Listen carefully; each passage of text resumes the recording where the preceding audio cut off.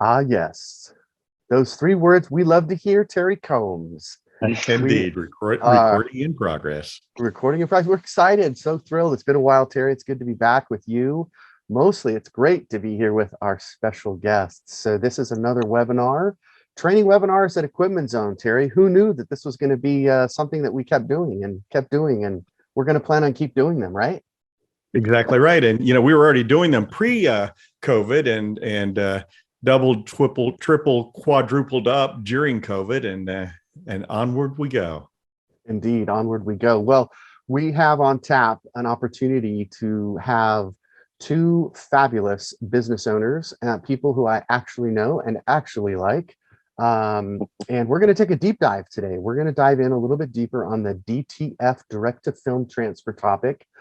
We know it's making a big impact in our industry and in lots of businesses. And so rather than us, kind of just ramble on about it, we thought, well, let's have some real world in the trenches doing the work kind of perspectives. Let's find out from industry leaders in the apparel decoration space that are actually doing this, what they're doing, maybe some ups, maybe some downs.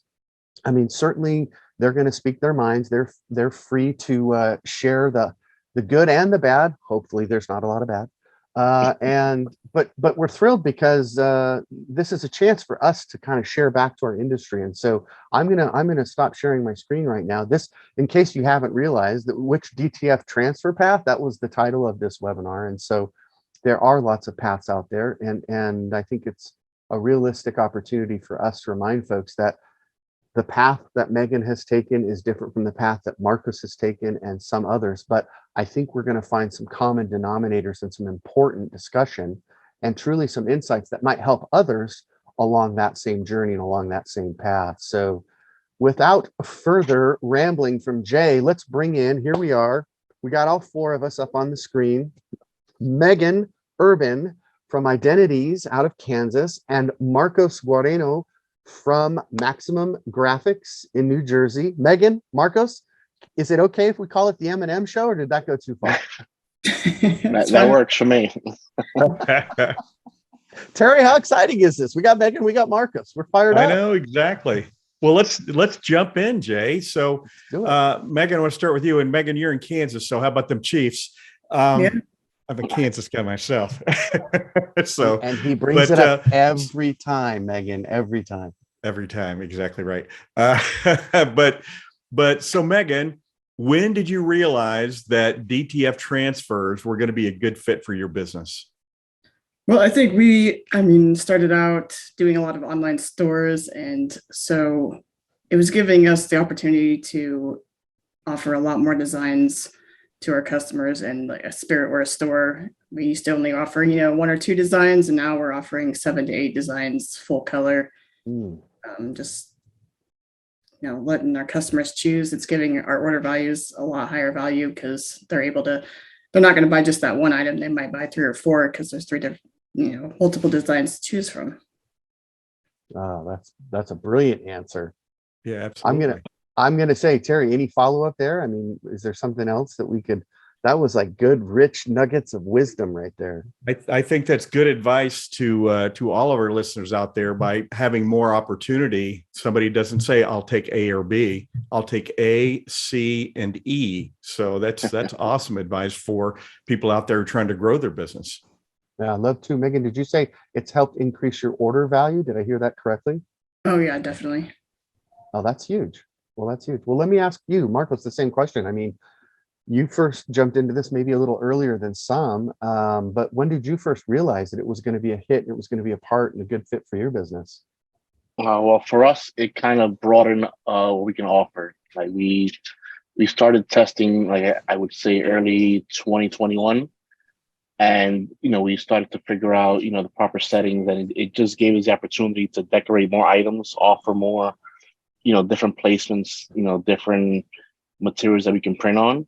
So we started to capture more of, different areas of the business that we couldn't achieve with DTG. Mm-hmm. So it just helped us reach more customers and, still keep the order volume low and, offer more print on demand, other items that, we couldn't print with DTG. So a lot of, polyesters, nylons, we've been doing spandex. So, it's helped us reach more customers. Wow. It seems like there's already a little common denominator there of increasing order value, reaching more customers. So it would be fair, would both of you say it's really been a tool to help grow your business? Yeah, Awesome. it Awesome. has. Hey, I just wanted to do also a little housekeeping. Sorry, Terry, I want to make sure people know I just turned on the chat. So everyone should be able to chat. Make sure that if you're not over there, you can. I believe that's active right now. So if it's not, forgive me. I meant to say that earlier on. I'm a little rusty here, a little different environment when you're at home versus when you're like zoned in at the office. But back to you guys. Okay, Marcos and Megan, thank you for that first question. That was good. That was the good stuff, as we say, Terry. But let's kick it back over. Terry, you've got more questions, don't you?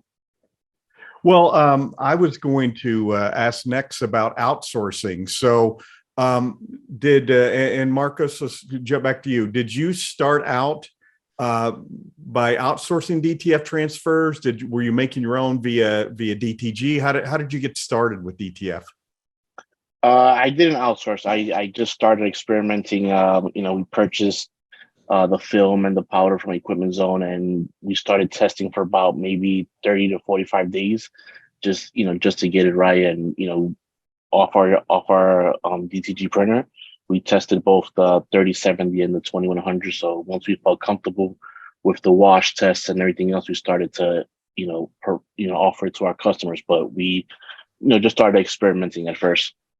Marcos, you're a longtime decorator like me, and were you surprised at how well the DTF transfers washed? I actually was, and I think for me the thing was I was reading on it, and from reading from a lot of people, they made it seem, at least for us, a little more difficult than what it was.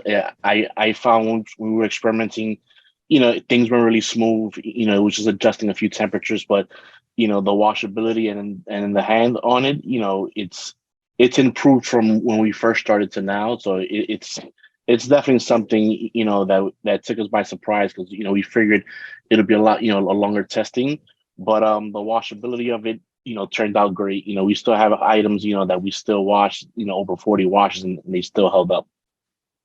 Right. And we at Equipment Zone, we're at 60 washings on some of these transfers, and absolutely no degradation of the image. So I was, again, as a longtime screen printer, I thought there's no way, but man, it's they wash beautifully. So, yeah. Megan, same question. Now, I know you had F2100s. Did you outsource any DTF printing, or did you jump into DTF on your 2100s? Yeah, we just jumped in on our 2100s. We just started watching your guys' videos, and it's just like Marcos did a lot of testing and got it to where we liked it and just ran with it. I do remember that phone call from you saying, "Hey, I need another 2100. I need it really soon." Yeah. Yeah, we started with one and quickly found out that one wasn't going to cut the production, so we ended up getting 3. But yeah. You probably made Terry's week. I'm just saying, Megan. That was a phone call. He's in sales. I don't mind I'm in that marketing. question. How soon can you get me another one? Yeah. That's really interesting. There's been a lot of people already in the chat talking about feel and how it feels. We're going to hold that to the end. So great questions, you guys. I'm monitoring that now. Thank you. I appreciate that. We're getting some activity over there. And Terry, thank you, because what you don't know behind the scenes, I'm just going to divulge here, is Terry and I have already reversed our order. So I had to do that in order to get this chat rolling. So I think, Terry, you have since asked the outsourcing question. So now it's incumbent upon me to then say, hey, Megan, once you decided to bring this process in-house, in fact, how long did it take for that time? Like, was there a timeline you could say from the first time we saw it and dabbled with it to the time I was actually doing it on my Epson 2100? Was that like a week, a month? How long did it take, that transition period? Once we got, the material in and we started testing it, I think within a week we felt comfortable putting it on our customers' garments. Ah, that's awesome. I love hearing that. What about you, Marcus? How long was that testing process? Was that weeks, months? What did you feel when you were like, okay, I'm confident I can give this to my customer? We tested for about maybe like 30 to 45 days, just because we were testing different settings on both the 2100 and the 3070. So I know it's, the 3070 would apply more ink. So it was just trying to get, the right amount of ink so it doesn't feel too thick Mhm. on the garments. So we tested them and we had to run the washability just to make sure that if we were going to sell this, it can hold up to our standards. Yeah, that's an important concept. There is, we all have our reputations on the line, right? So just because Yeah, we can doesn't always mean we should. we And then you should. have that after value where you're like, okay, I've got to make sure this is going to be washable. This is going to last. If you don't mind, Terry, I want to follow up again by saying, so did either of you experiment with anything other than the Epson DTG printers? Were you looking at other things? Did you try anything else? What was out there that maybe you saw, looked at? I'm just curious. Megan, you first. Anything? No, we didn't look at anything else. We were happy with our Epson and just stuck with that. Makes sense. What about you, Marcus? Did you try anything else? Well, we had seen a few of the standalone DTF printers at the shows, but at the time we weren't convinced. At a lot of them still felt thick, and when we were doing it off the DTG, for whatever reason, the feel felt softer on it. So we kept pushing that up until the point where we started to get bottleneck between DTG and DTF. So it kind of pushed us into making the decision to add more equipment to keep up with the volume. Poor guy. That's a terrible, terrible challenge to have. The volume and the demand were driving your decisions. Yeah. No, that's we like great. to say in the business, that's a good problem. Those It are is. the best problems to have. All right. Well, you answered my question. I was just curious, and I know that was a little curveball because I hadn't prepped you guys of either of that, or either Terry didn't even know I was going to ask that. But I thought, it's worthy. There are a lot of things out there. There are a lot of systems out there. We see the internet, YouTube specifically, is flooded with people who are trying to convert smaller desktop kind of inkjet, printers, and converting them into these, DTF machines. And I guess it works. Terry, I mean, you've probably seen this too. Is that something that your customers talk about? Yeah, absolutely. And think about it this way too. This is very new technology. What, 2 years, roughly 2.5 years, the whole DTF thing. I mean, on my podcast, I remember somebody asked me a couple of years ago, what do you think about DTF? And I'm like, well, I don't know what that is. and so with new technology, obviously there's some growing pains that you have. So I'd like to ask both of you. So what's the part of the process that you like best about DTF transfers, and where do we need to make improvements with that? Megan, let's start with you. What do you like best, and where do we need to make improvements? I think our favorite part of it is just the ability to design with, tons of colors, no limitations. You get that instant, no burning of screens and setups. It's just an instant print it out and you're ready to go. As far as, I guess, the drawbacks, I guess maybe just a little bit slower. I mean, just your actual production speed is just a little bit slower than traditionally how you would screen print, but that's probably. So Megan, are you finding, and we see this, across the country, that garment sales are increasing, quantities per order are decreasing? Is that your experience as well? Yeah, I mean, we do a lot of smaller orders. We don't have those big, 2,000-3,000 pieces. So a lot of our orders in a small town are 40 to 50 pieces. Yeah. So it fits our mold pretty good. Perfect. Okay. Well, how about you, Marcus? What have you liked about the process? And you were an early entry into this. You had to be one of the first companies doing DTF transfers on any kind of scale. And so, what do you like the best, and what do you think needs to be improved upon? Well, for us, what we like about it is just that we can print ahead of time certain designs and just have them there. Like we have our own merch line, so we have a lot of transfers already printed. So when orders come out, they usually ship out same day. Same thing with a lot of our customers who manage stores for. We have a lot of the stuff already pre-printed. So it's a matter of just getting the order in, printing it, and shipping it out. So it makes it makes us getting the orders in and out as fast as possible. What I know for us our main concern, which is I think we even with DTG, is just the white ink. I know it's gotten better, but I think that once they get the white ink to basically sit better, where it's not separating as much, as far as the standalone DTF machines. I know the white ink on the DTG, it's a lot more solid, and it takes longer to separate. But I know once they figure that out, it's only going to get better for DTF. But I think the process in itself, being able to print full color, small runs, large runs, it's a game changer. Yeah. Love that I phrase. think that, there's certainly that manufacturing learning curve as well. The benefit we all have is 20 years ago, many of us were going through that.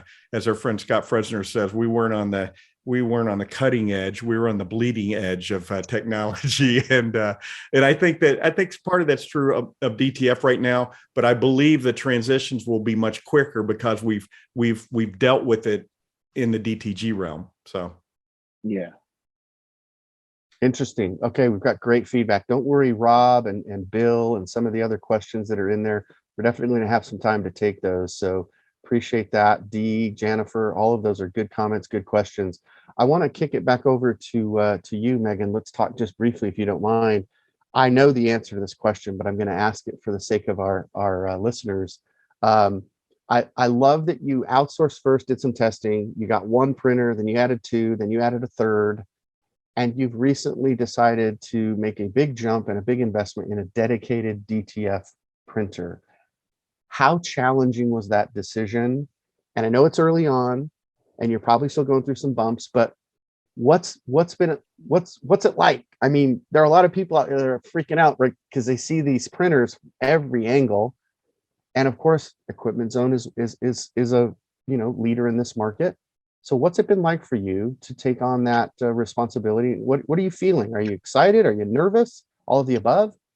Yeah, a little bit of everything. I mean, we're excited to get it, going. We're still working out a few kinks, just to learn the machine and get everything running.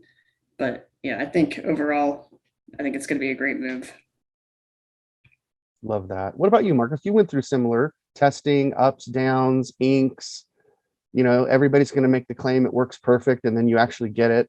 What's that learning curve like for you? What was that moving into a dedicated space where you have your own DTF printer that's not the Epson? Like, you have a roll-fed dedicated system, right?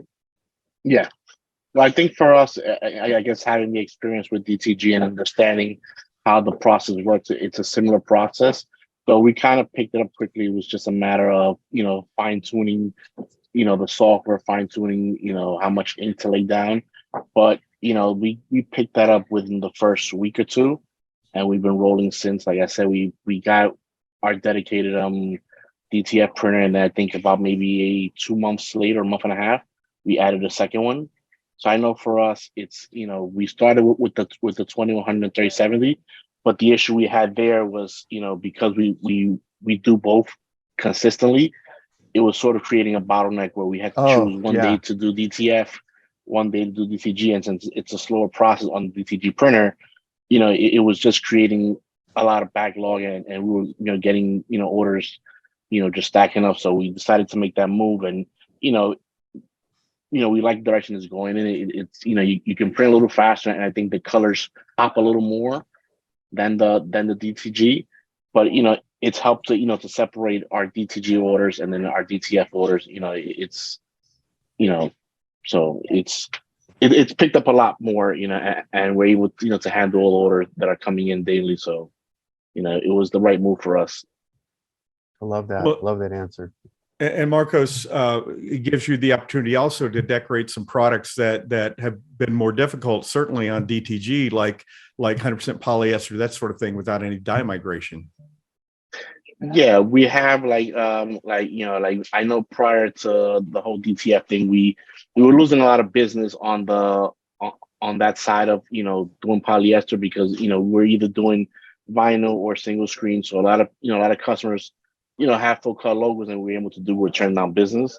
So now with this process, we're able to, to pretty much offer full color, it's just a matter of lowering the temp and, and getting those products out there. So, we've done stuff from the polyester, like I said, the nylon denim jackets. We've done, basketball jerseys. It's broader than, we can offer, and the fact that we can offer it at a quicker pace. We usually turning this stuff and it's all done in house, and we can pretty much print it out fast. Everybody's always in a rush to try to get their orders, so it's helped us a lot. They are what? Yeah. And Megan, I wanted to ask you that as well. That can't be true in Kansas. Is that also true in Kansas, Megan? They want their orders quicker. Very true. Yes. Well, Megan, you're a longtime screen printer like myself, and man, 100% polyester. Life is good if you're not having to worry about dye migration. Don't you agree? Yes, I agree totally. Yeah. Oh, look at that smile. That's so you're burning less screens and you don't have to freak out about dye migration. I mean, that alone probably moves the needle, right? Well, that's correct. Yeah. There's nothing like putting that red polyester shirt on your dryer belt with a white print and having it come out the other end pink. So yes. Every screen printer has lived that. Well, I have Terry, go ahead. Oh, okay. I was just gonna say, does it take off any pressure? Both of you were Equipment Zone customers already. Both of you had bought Megan F2100s from us, Marco's F2100 F3070s from us. Did it take any pressure off knowing that you'd be able to pick up the phone and get some help from Equipment Zone? Marcos, I'll start with you.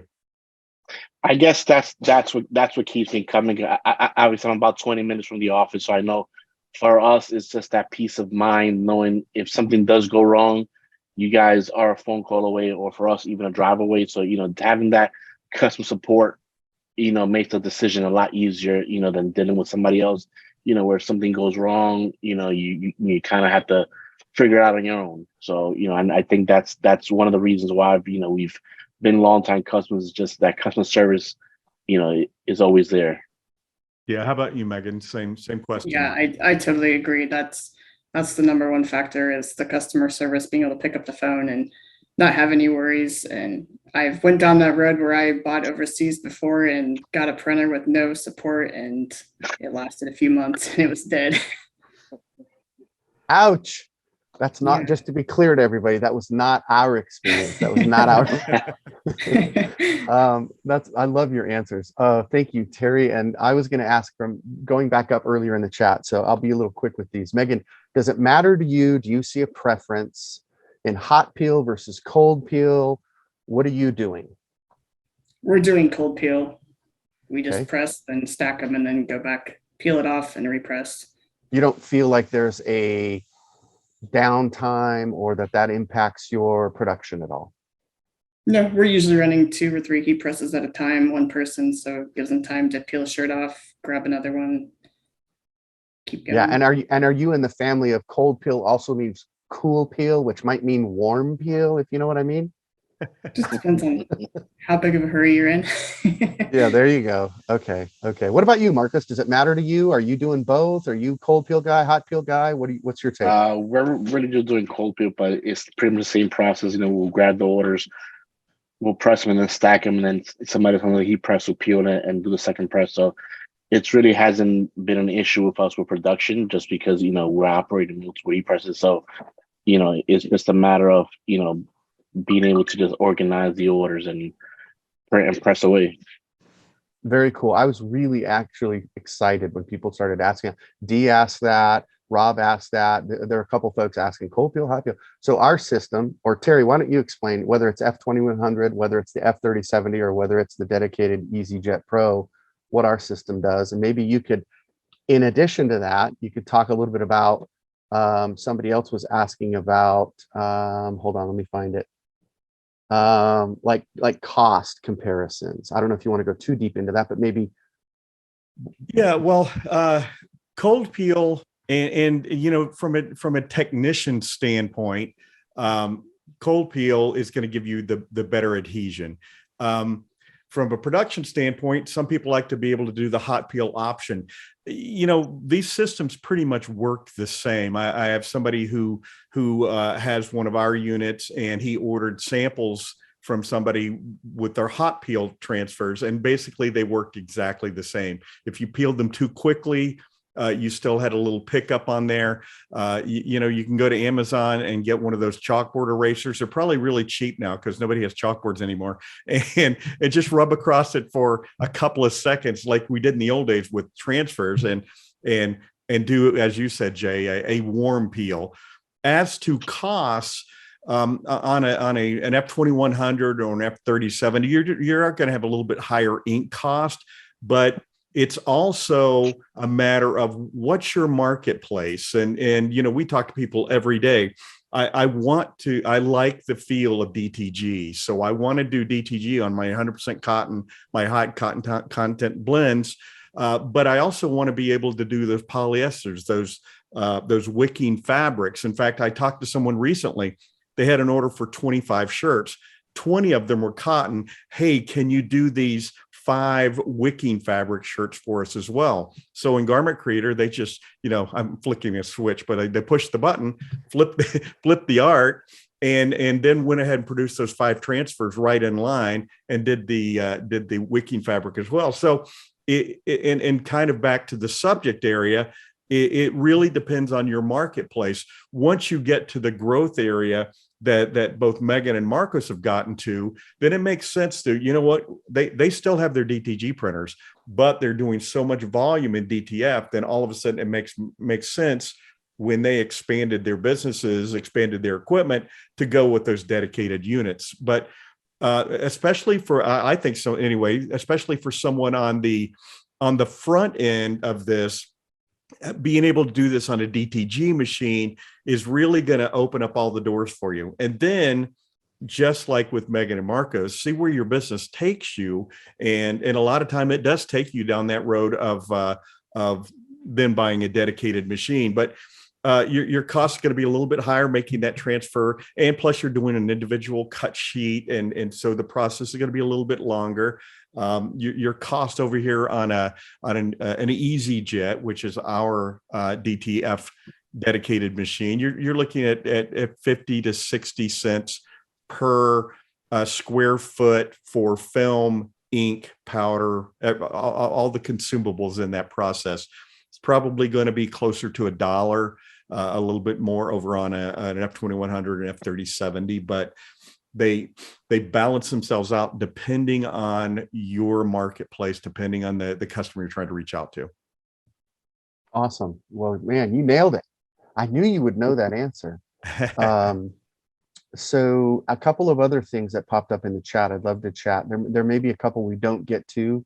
First of all, Megan and Marcos, the M&M team is crushing it because you've already had offers. People are saying, hey, do they do any coaching on the side? So 2 thumbs way up. Appreciate you guys being here. I'm not going to answer that for you. I'm going to suggest that people reach out and just become friends and get to know Marcos, get to know Megan, and maybe they have some words of wisdom for you. But truth be told, they're busy business owners, family, they're doing all the same things you are. They're just managing it well on most days, right, guys? Managing it well. Yeah. And some days you wonder, don't you? But yeah, that's kind of funny that you had somebody ask that. The question I wanted to ask both of you again from the chat was, it comes back to something Terry said earlier, which was feel. We get a lot of questions, and there are so many people with so many opinions on the feel of a transfer. It feels too thick, or it feels too papery, or it feels too much like a transfer.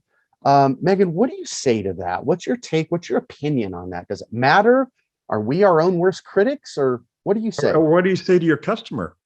Oh yeah, love that's even better. I mean, I don't think your customers don't really care for the most part. Most of your customers don't know the difference. I mean, I think once you get the process nailed in, and you can get it to a pretty good feel that everybody's happy with. I like that. So have you had to do any testing? Are you trying to find a balance, or is your goal to make it feel more like a screen print feel, or are we maybe overcomplicating this? Like, again, we're our own worst critics. And yeah, I think that's definitely true. Okay. What do you say, Marco? Same thing. Feel, your perspective, your ideas, and it is everyone's got an opinion on this. There's really no wrong or right answer. I'd just love to hear what you have to say. I think in a sense we are our worst critics. I know for the most part, the way we try to push it out there, whether it's DTG or DTF, it depends on the image and the look the customer's going for. I think 95% of the time the customer's not fully aware of what they're getting, whether it's DTG, DTF, screen print, they're just happy to get their artwork on the garment and that it looks good. So, we've, obviously, we've nailed down, the DTF process where, you can still feel it because obviously it's still ink on top of the garment, but it's not as thick as, it was a year ago. So it's a matter of getting the right amount of ink down, the right amount of powder, and properly pressing it. And, obviously the artwork, you can always turn the artwork into halftone, which gives it even softer feel. But again, like I said, I think we overthink it a lot of times. We gotten certain customers, which we thought, maybe they're going to complain about the feel, and they've gotten their product and loved it. So I think, it's a situation of, just go ahead and try it. The worst case scenario, they're going for a softer feel. You can offer different processes, but for the most part, I think the customers are just happy to have their, artwork on the garment.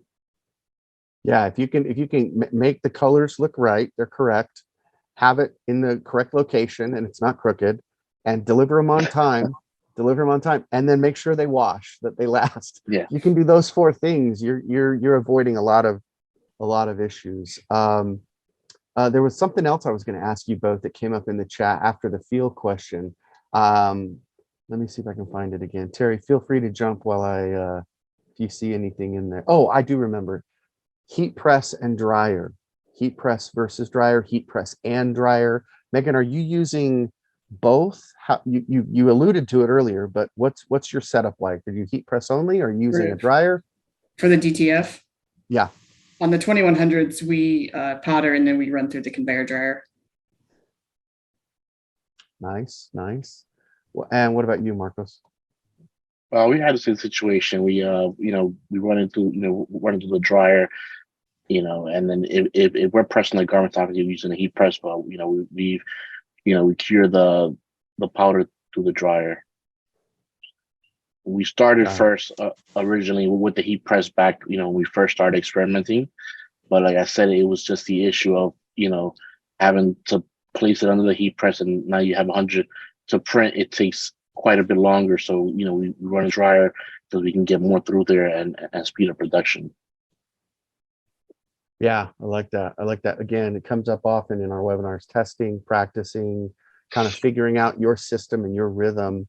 Terry, what do you think about the person who's going to say, and I read this earlier about using Garment Creator and versus maybe another tool, a third-party RIP or something else? Is there a benefit to that, and would that help your DTF? I want to ask all three of you, actually, if you don't mind. Terry, love to get your wisdom on this, but also rolling around, if we can talk maybe just briefly without going too deep, because I know that's a deep subject. But Garment Creator, RIP software, Terry, what do you think? I'm going to go back to the fact that probably 98% of Equipment Zone customers use Garment Creator, not a third-party RIP. The fact that Epson went in and gave us the option of selecting direct to film that's going to flip your artwork and print in reverse order. Well, yeah, you can flip your artwork there, but it's going to print the color, then it's going to print the white. It's a one-step process to use Garment Creator. So I wouldn't veer off to a third-party RIP just to do DTF, but I will let the people who do this every day respond. Let's go with ladies first. Megan, what do you think? What's your approach? What are you doing now? We use Garment Creator on the F2100s. It's just obviously getting your colors nailed in. We print a big color chart out, and so we kind of just keep a logbook of all the colors that we use, the most popular, and if we know which blue we need, we type in that number, and we kind of just made a list of all our popular colors so that we know we can get that same color every time. Well, that's a brilliant approach. I love that. Low tech, but secure in your, that shade of blue, exactly what it's going to look like.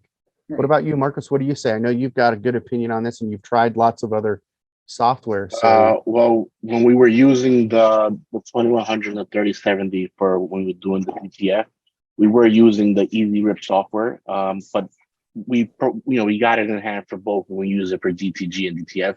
So it's not that we went out and just sought it for DTF. But what I will say is we've tested both. I think, as I mentioned before, the color accuracy in the Easy Rip, we're able to get closer to the colors that we see on screen. There's a lot of grays, a lot of browns that Garment Creator has trouble replicating. On the Easy Rip, it's we've seen it. We haven't had much to tweak, and I think the shading, the gradients translate a lot better in the Easy Rip software, and you're saving a little more using the Easy Rip software, as opposed to Garment Creator. So we ran side by side prints, and like I said, on those grays, the browns, the gradients, they just translate a lot better than Garment Creator. An interesting point too, that you're able to modify or adjust ink levels with most Rip softwares. Of course, thank you for giving ours a shout out, but that would be true with most, wouldn't it, Terry? Wouldn't you be able to modify a little bit on a Rip? Yeah, absolutely. The Rip is especially for a graphic designer that likes to get in and tinker. Then yeah, absolutely. A third-party Rip gives you that ability. And Jay, I did want to mention, I saw as the chat was rolling by, somebody said, I don't have that option in Garment Creator. Reach out to Equipment Zone and we can give you that update to Garment Creator for DTF printing.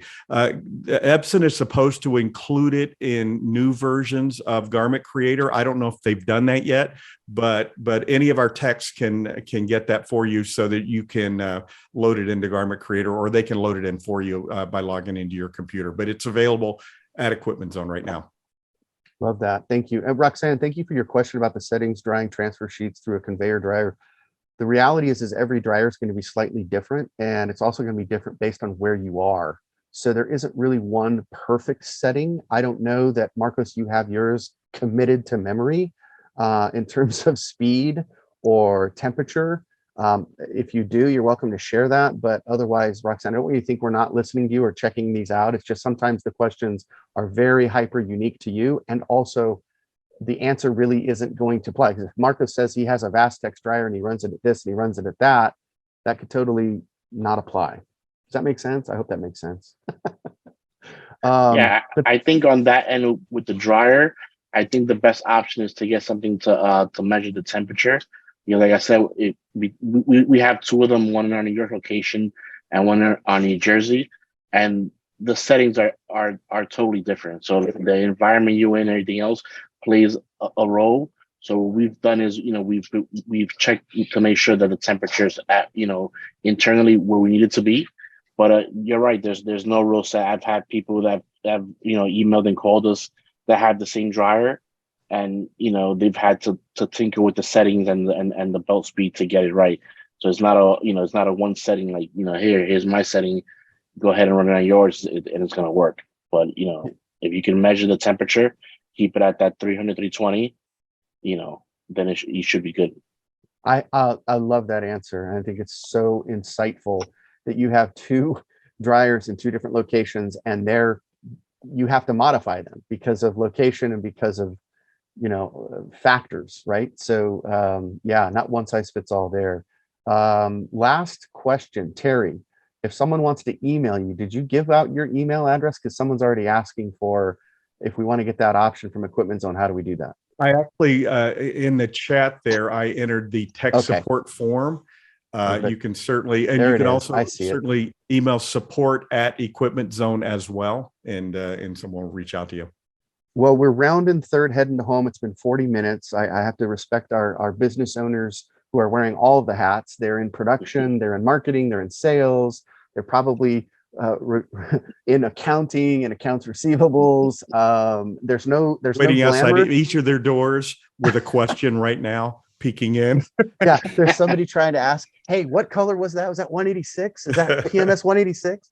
But I do want to again say thank you. Thank you for your time. Thank you for your willingness to share. Honestly, I mean, people don't want to listen to, as much as we think Equipment Zone is trying to be, we're still in sales. People know that we're still trying to sell them a printer. So it's so refreshing that you would take the time and share some of your insights and some of your experiences. It's really, really valuable for people. I'm sure everyone is just like, oh, I've got 10 more questions. I do too.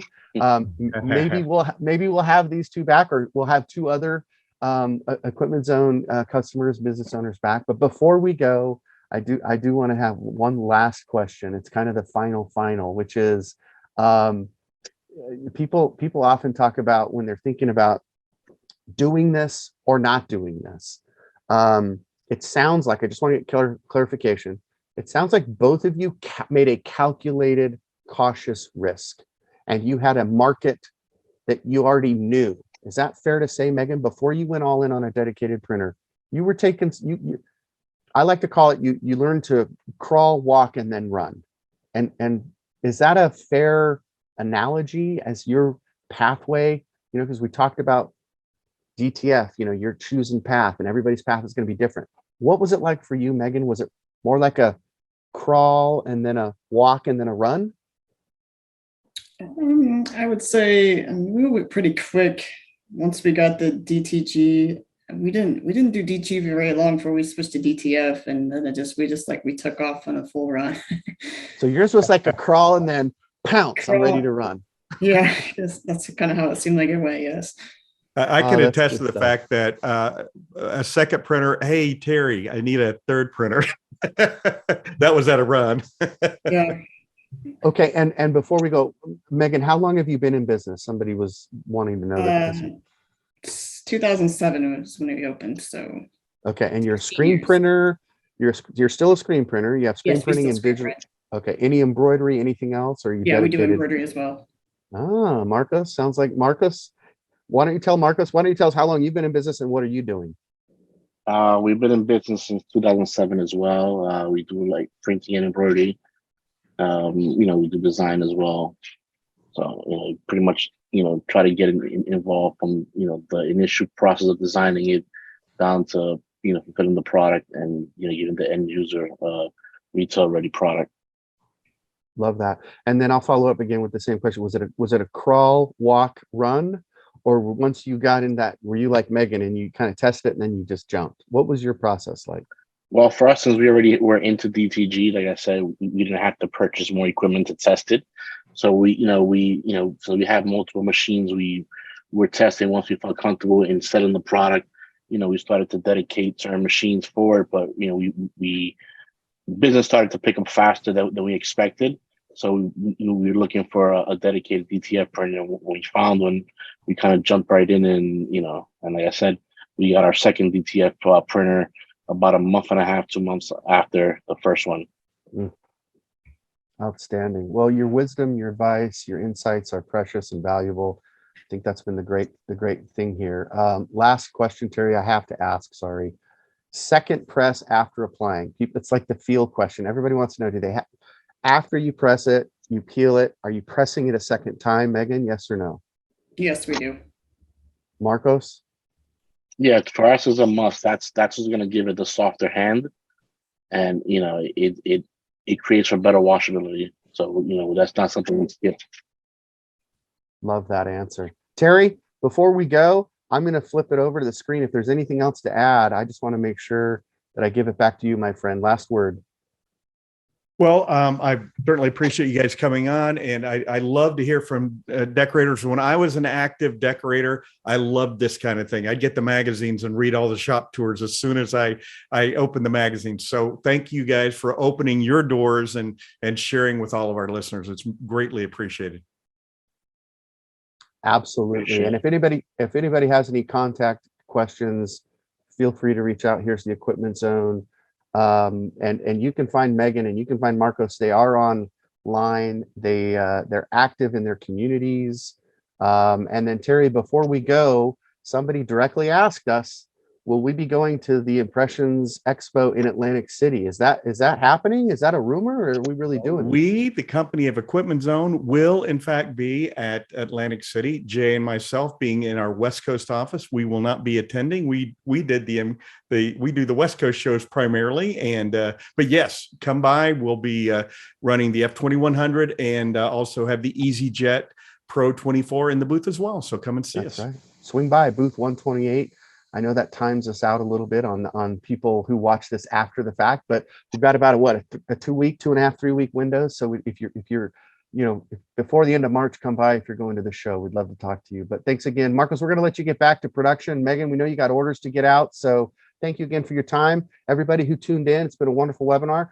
Can't wait to do this again. It looks like this is a great format. So thank you for joining us. And until then, watch more videos on our YouTube channel, right? Thank you. Appreciate All for right. having me.